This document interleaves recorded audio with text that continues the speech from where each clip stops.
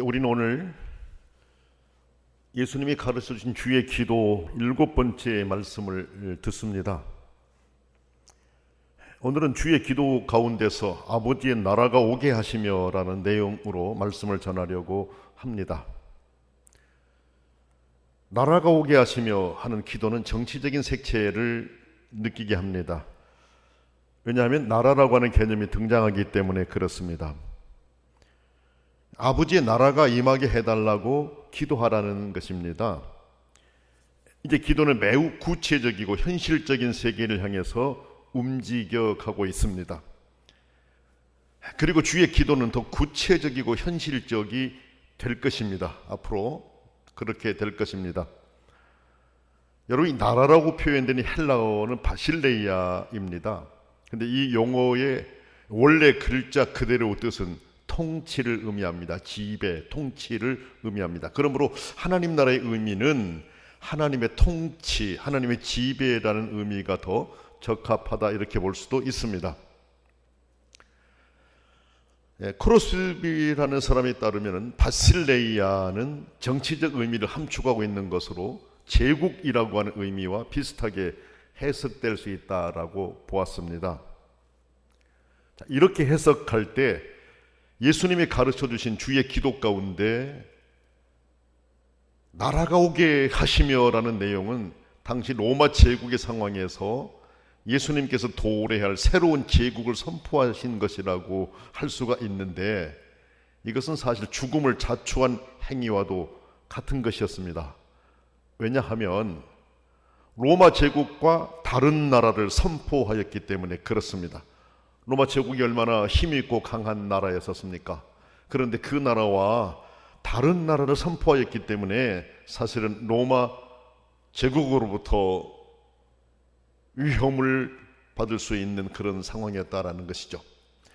또 예수님께서는 그의 사역을 시작하시면서도 회개하라, 천국이 가까웠느니라 라고 선포하셨습니다. 마태복음 4장 17절에 그렇게 나옵니다. 주님의 어떤 기도 가운데 아버지의 나라가 오게 하시며 하는 말씀과 마태복음 4장 17절에 천국이 가까웠다라고 하는 이 두 말씀은 같은 의미를 내포하고 있다라고 볼 수 있습니다. 그리고 여러분, 예수님께서는 하나님 나라의 가장 핵심 메시지를 무엇으로 선포했습니까? 다가올 새로운 왕국에 대한 유안겔리온, 기쁜 소식이었습니다. 이것을 선포했습니다. 복음입니다. 복음. 하나님의 나라는 기쁨을 제공하는 나라라는 것입니다. 그래서 예수님께서는 하나님 나라를 선포하시면서 유안겔리온, 기쁜 소식, 복음을 선포하신 것입니다. 그런데 여러분, 이 당시 상황에서 이 유안겔리온, 이 기쁜 소식이라고 하는 용어는 종교적인 용어라기보다는 정치적인 의미가 함축된 용어로 쓰이고 있었습니다.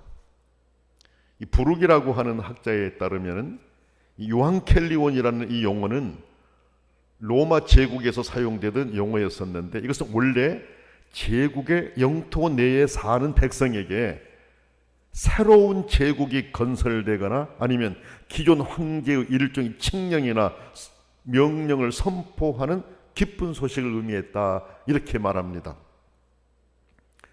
이렇게 여러분, 당시 이스라엘을 지배하던 로마 제국에서 나라라고 하는 개념이나 이 기쁜 소식이라고 하는 개념이 정치적인 의미로 사용되고 있던 바로 그때에 예수 그리스도의 이 새로운 나라, 새로운 제국에 대한 또 기쁜 소식은 로마 제국의 권력을 갖고 있는 사람들의 눈으로 볼 때에는 대단히 반역적인 메시지로 보여질 수가 있었을 것입니다. 더욱이 예수님께서는 온 갈릴리와 온 도시와 촌락을 돌아다니면서 기쁜 소식을 전하셨는데, 예수님이 선포하는 이 왕국의 기쁜 소식은 로마 제국의 입장에서 보면 하나의 모반적 행위로 보일 수도 있는 부분이었습니다. 여러분, 이런 시대적인 상황 안에서 주님이 가르쳐 주신 아버지의 나라가 오게 하시며 이 하신 말씀의 의미가 무엇일까? 우리가 그 의미들을 한번 생각해 보도록 하겠습니다. 첫째는 아버지의 나라가 오게 하시며 하는 기도는 기독교 신앙은 우리가 참여해야 하는 구체적인 실제를 알려주신 것이다 라고 볼 수가 있습니다.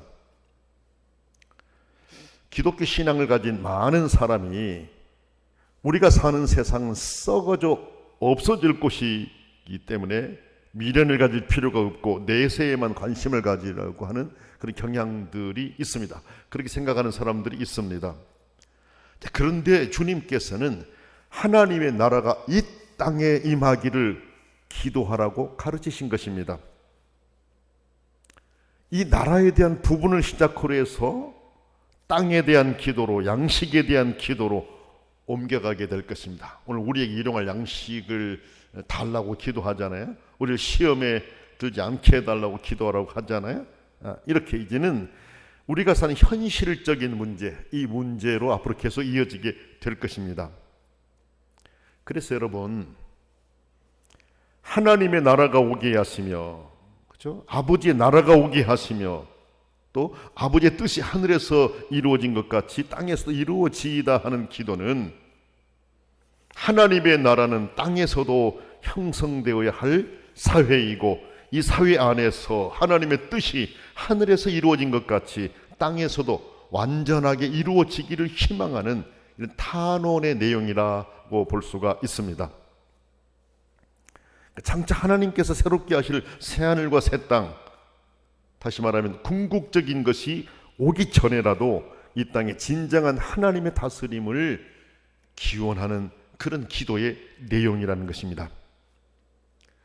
여러분, 예수님께서는 공생애 동안 하나님 나라를 사셨고 하나님 나라를 가르치셨고 하나님 나라를 본보이셨습니다. 우리가 아시는 것처럼 죽은 자를 살리신 사건, 병든 자를 고치신 사건, 배고픈 자를 먹이신 사건, 외로운 자를 찾아 친구 삼으신 사건, 죄인들의 친구가 되신 사건, 이 모든 것들이 다 그렇습니다. 하나님의 나라를 선포하시고 하나님의 나라를 가르치시고 하나님 나라를 본보이신 주님의 모습이었다라는 것입니다. 여러분, 하나님 나라는 바로 그런 것입니다. 장차 하나님이 이루실 그 나라의 모습을 주님은 친히 실천하셨습니다. 여러분, 우리가 기독교 신앙에 들어선다라고 하는 것은 어떤 관념이나 감정이 아닙니다. 주님이 하신 일에 참여한다는 것을 의미합니다. 이 현실 안에 하나님 나라가 임한다면 얼마나 많은 변화가 있겠습니까, 여러분? 하나님 나라는 세상 나라의 엄청난 도전이 되기 때문에 세상 나라는 그런 나라를 가지고 오신 예수 그리스도를 미리 알아보고 미워했습니다. 여러분이 아신 것처럼 예수님이 태어났을 때 헤롯은 예수님을 미워했습니다. 죽이려고 했습니다. 왜 그럴까요, 여러분? 이 세상 나라와 다른 엄청난 나라를 가지고 오셨기 때문에 미워한 것입니다. 자기 나라가 도전받을 걸 두려워했기 때문에 그렇습니다. 그래서 예수님께서는 태어나서 이제 핏덩어리 이 모습 상태로 난민이 되어가지고 이집트로 피신하고 피난 가야 하지 않았습니까, 여러분? 자, 아버지의 나라가 오게 하시며 라는 기도는 또한 하나님 나라는 경계가 있음을 알리신 것이다, 이렇게 볼 수가 있습니다. 나라마다 경계선이 있습니다. 국민인 자와 국민이 아닌 자가 있습니다. 그러므로 우리가 나라를 구한다라고 하는 것은 하나님의 나라는 경계가 있음을 알리신 것이다, 이렇게 볼 수 있습니다. 우리 아버지께 드리는 기도는 포용성을 가지고 있지만 아버지의 나라가 임하기를 기도하는 이 기도는 배타성을 주장하는 기도이기도 합니다. 그리스도인으로서 우리는 경계를 긋는 것에 반대하지는 않습니다. 세상과 하나님 나라 사이에는 분명한 경계선이 그어져야 하기 때문에 그렇습니다. C.S. 루이스라는 사람은 예수께서 말씀하고 행동하신 방식은 사람들로 하여금 그분의 제자가 되게 만들거나 그렇지 않으면 그분을 미친 사람으로 여기게끔 만들거나 둘 중 하나다 그랬습니다. 왜 그럴까요? 예수님의 가르치신 내용과 행동하신 방식이 세상의 가치관으로서는 이해할 수 없는 부분들이 많았기 때문에 그렇습니다. 그래서 예수님의 가르친 방식을 따르든지 거부하든지 둘 중에 하나라는 것입니다. 그렇습니다, 여러분. 예수님은 이 세상 나라와 전혀 다른 나라에서 이 세상 나라 안으로 오셨습니다. 이 세상 나라가 원하고 이 세상 나라가 추구하는 것과 전혀 다른 나라를 가지고 오신 것입니다. 그러므로 사람들은 예수님을 만날 때 전에 만나본 그 어떤 사람들과 다르다는 것을 알아차렸습니다. 그래서 예수님께 매력을 느낀 사람도 있었지만은 예수님을 거부하는 사람들이 더 많았습니다. 이는 지금도 마찬가지입니다, 여러분. 자기가 가진 생각과 자기가 가진 가치관을 바꿔야 하기 때문에 거부하게 된 것입니다. 그런데 여러분, 우리는 어떻습니까? 주님을 믿고 주님과 보조를 맞추기 위해서 주님의 가르쳐 주신 기도를 드리며 실천하려고 하고 있으니 얼마나 복 있는 사람들입니까? 그래서 우리는 주의 기도를 내가 드리고 있다라고 하는 이것만으로도 감사할 수 있어야 합니다.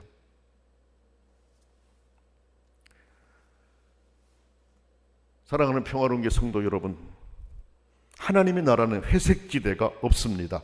하나님 나라를 향해 가면서 그분의 계획 안에 살든지 아니면 세상 나라 시민권에 만족하면서 살든지 둘 중 하나입니다.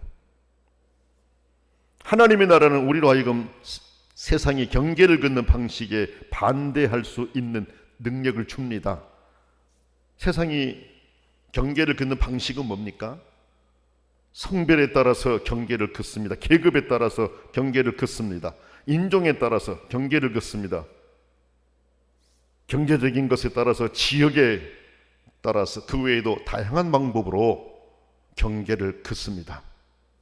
그런데 하나님의 나라는 세상 사람들이 그렇게 경계 긋는 그 방식, 이것에 반대할 수 있는 능력을 준다라는 것입니다. 현대의 국가들은 경계선을 긋고 그 경계선을 지키기 위해서 온갖 흉악한 방법들을 동원합니다. 전쟁을 해서 얼마나 많은 사람들을 죽이고 있습니까, 여러분? 그러나 하나님의 나라의 경계는 사람들 사이를 나누는 세상의 모든 잘못된 경계선들을 지워버립니다. 성경을 보면 그 사실을 우리가 알 수 있습니다. 성경을 보면 세상이 그어놓은 모든 경계를 허무는 경계선이 있는데 세례라고 밝히고 있어요. 갈라디아서 3장 27절 28절 말씀 보면 이렇습니다. 누구든지 그리스도와 합하기 위하여 세례를 받은 자는 그리스도로 옷 입었느니라. 너희는 유대인이나 헬라인이나 종이나 자유인이나 남자나 여자나 다 그리스도 예수 안에서 하나이니라 라고 말씀하셨습니다. 그러므로 여러분, 세례는 매우 중요한 의미를 가집니다. 세례를 통해 하나님 나라 경계 안으로 들어서기 때문에 그렇습니다. 그리스도 안에서 세례를 받고 그리스도 합한 자들은 하나님 나라 안으로 입양된 자들입니다. 그 세례를 받은 자들은 하나님 나라 표지에 따라서 살아가야 됩니다. 살아가려고 힘써야 됩니다. 그래서 우리에게 중요하고 유일한 구분은 교회와 세상의 구분입니다. 하나님 나라 양식으로 세상을 변혁시켜 가야 합니다. 우리는 주님께 주신 그 주기도를 통해서 그런 나라를 기도하고 있는 것입니다.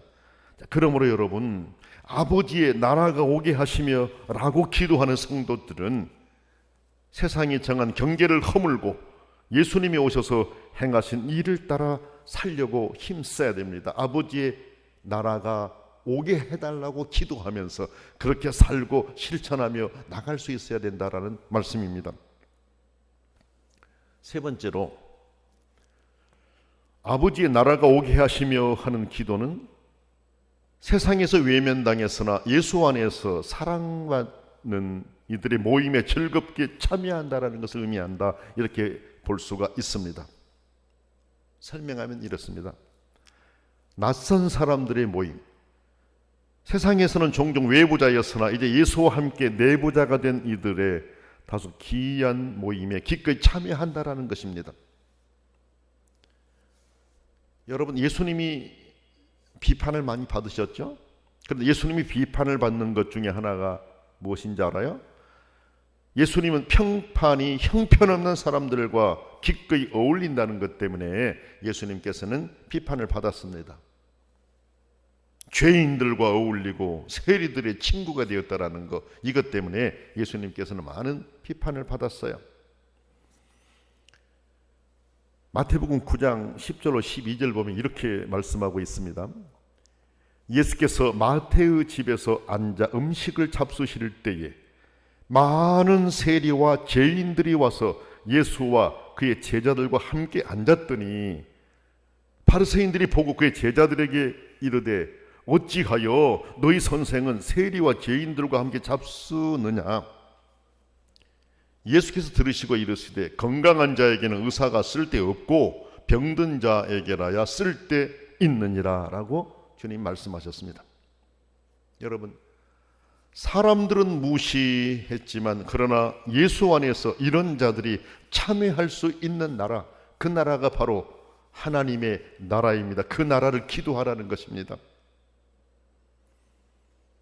또 여러분, 삭개오 사건을 통해서도 우리가 그 사실을 확인할 수 있는데요, 예수님께서 삭개오를 만난 장면을 보면 이렇습니다. 뭇사람이 보고 수군거려 이르되 저가 죄인의 집에 유하러 들어갔도다 하더라. 예수께서 이르시되 오늘 구원이 이 집에 이르렀으니 이 사람도 아브라함의 자손이미로다. 인자에 온 것은 잃어버린 자를 찾아 구원하려 함이니라. 누가복음 19장 7절 10절에서 주님이 그렇게 말씀하셨습니다. 그렇습니다, 여러분. 하나님의 나라는 예수 안에서 이런 자들이 참여하게 되는 나라입니다. 그러므로 아버지의 나라가 오게 하시며 라고 기도하는 것은 바로 이런 자들이 존중받고 대접받는 그런 나라가 임하기를 기도하는 것이고, 그렇게 기도하라는 것입니다. 하나님의 나라는 예수와 더불어 먹고 마시는 세리, 죄인, 병자인 무리들이 즐겁게 참여하는 그런 나라입니다.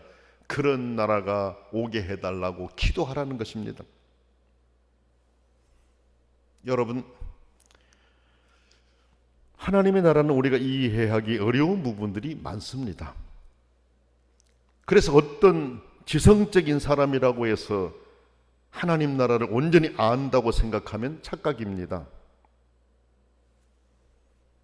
우리가 보면 여러분, 어떤 사람들은 믿음 생활을 수십 년 동안 하였으면서도, 그리고 교회의 직분자로 있으면서도 하나님의 나라가 그 모습을 드러낼 때면 충격을 받고 실망스러운 행동을 하기도 합니다. 무슨 말일까요? 예수님은 받아주셨는데 그 사람들은 그들을 거부한 것입니다. 우리는 예수님이 하나님의 나라에 받아들이시는데 우리가 거부하는 것들이 어떤 것들이 있을지를 생각하면서 우리가 하나님 나라를 바로 이해할 수 있기를 기도하고 하나님 나라가 임하기를 기도해야 합니다. 우리가 하나님 나라를 이해한다라고 하는 거 쉬운 것 같지만 그렇지 않습니다. 얼마나 어려운 일인지 모릅니다, 여러분. 그래서 예수님께서도 선포의 대부분을 하나님 나라를 설명하는데 사용하셨다라는 걸 우리가 알게 됩니다. 공간복음을 보세요. 마태, 마가, 누가 복음들을 보게 되면은 하나님의 나라는 하나님의 나라를 설명하고 있습니다. 하나님의 나라에 대해서 말씀하고 있습니다. 또는 천국은 이렇게 말씀하셔요. 하나님의 나라가 사람들의 생각 안에 설명되어지기가 어렵다라는 걸 주님이 아셨기 때문에 그렇게 그 많은 부분을 할애해서 하나님 나라에 대해서 예수님이 설명하고 가르치셨던 것입니다. 여러분, 하나님의 나라는 우리가 생각하는 것들과 거꾸로 가는 것들이 대부분입니다. 하나님의 나라는 우리가 소중히 여기는 것들이 역전되어지는 경우가 많습니다. 아니, 역전됩니다.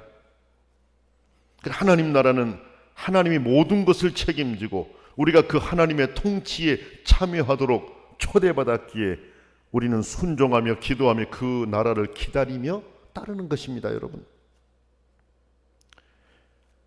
예수님께서는 하나님 나라에 대해 말씀하실 때 주로 비유를 많이 사용하셨는데, 이것은 하나님 나라는 종종 우리가 이해하기 어려우므로 예수님께서도 하나님께 속한 하나님 나라이기에 인간이 이해하도록 설명하기 쉽지 않으셨다라고 하는 것을 보여주고 있다, 이렇게 볼 수가 있겠습니다. 그런데 이런 그 나라, 하나님의 나라가 임하게 되면 세상이 역전되고 하나님의 뜻이 이루어지는, 하나님이 원하시는 나라가 되어지기 때문에 그 나라를 위해서 기도하라고 말씀하는 것입니다. 주기도를 통해 우리 그 나라를 기도하고 있는 것입니다. 여러분, 네 번째입니다. 아버지의 나라가 오게 하시며 라고 기도하는 것은 또 어떤 의미가 있느냐, 기독교 신앙은 현재적이며 동시에 미래적이라고 하는 것을 알려주신 것이다, 이렇게 볼 수가 있습니다. 하나님의 나라는 아직 충만한 모습으로 임하지 않았습니다. 하나님의 나라는 지금 다가오고 있습니다. 하나님의 나라는 지금 여기에 있지만 어렴풋하게 엿볼 수 있을 뿐 아직 충만한 모습은 아닙니다. 그래서 기독교 신앙을 말할 때 이미, 그러나 아직, now and not yet라고 하는 단어를 사용합니다. 이 내용을 잘 설명해 준 단어가 종말론입니다. 여러분, 종말론. 기독교 신앙은 고고하게 머물지 않습니다. 기독교 신앙은 종말적입니다. 언제나 미래를 향해 준비합니다. 하나님이 장차 우리 안에서 나타내실 일을 기대하면서 소망 중에 바라고 나아갑니다. 하나님은 우리를 하나님을 찬양하도록 만들었어요. 그러나 지금 우리의 현실은 어떻습니까? 그렇지 못하지 않습니까? 그래서 우리는 주님께서 가르쳐 주신 기도로 기도하면서 완성될 그날을 향해 준비하고 기대하며 달려가고 있는 것입니다. 주님이 그렇게 하셨기 때문에 그렇습니다. 그러나 여러분, 우리가 그냥 서서 기다리는 것이 아닙니다. 주님의 기도를 기도하는 가운데 우리는 이미 그 마지막 때에 참여하고 있는 것입니다. 정치가 곧 우리의 기도 제목이 되었습니다. 나라를 위해 기도하기 때문에 그렇습니다. 주님께서 가르쳐 주신 기도를 드릴 때 우리는 우리의 시민권이 세례를 통해 모두에게 주어진 이 새로운 나라에 있음을 공포하는 것입니다. 우리는 이 세례를 통해 이제 새로운 주권자에게 충성을 서약한 것입니다. 우리가 주기도로 기도할 때 우리는 세상적인 방식이 아니라 하나님의 통치에 기초해서 형성되는 새로운 공동체를 이미 형성하고 있는 것입니다. 주기도를 드릴 때 우리는 이미 세상을 향해 하나님이 약속하신 목적에 참여하고 있는 것입니다. 그래서 오늘 우리는 바로 하나님이 유일하신 참 주인이 되어서 다스리는 나라를 고대하면서 주의 기도로 기도할 때 우리는 이미 우리가 바라는 바로 그 자리에 참여하고 있는 것입니다. 그래 우리는 그 나라를 기도하면서 주님이 원하신 모습으로 우리가 변하고 세상이 바뀌어 갈 수 있도록 아버지의 나라가 오게 해달라고 간절하게 기도하면서 살아갈 수 있어야 하겠습니다.